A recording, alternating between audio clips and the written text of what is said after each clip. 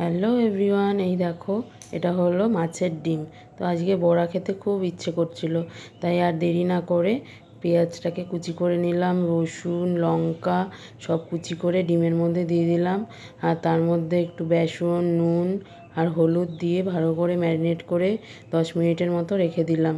তারপর 10 মিনিট পরে ফিরে এসে গ্যাসের মধ্যে একটা কড়াই বসালাম, তার পরিমাণ মতো সাদা তেল দিয়ে মাছের ডিমটা ছেড়ে দিলাম। তোমরা সবাই আস্তে আস্তে ছাড়বে, কারণ খুবই ফাটছিল। তো এইভাবে এক এক করে মাছের ডিমটা আমি ছেড়ে দিলাম কড়াইতে। আর দেখতেই পাচ্ছ সুন্দর লাল লাল করে বড়াগুলো আমি ভিজে তুলে নিচ্ছি। তো মেয়েকে দিয়ে বলি ও কেমন লেগেছে। কেমন হয়েছে?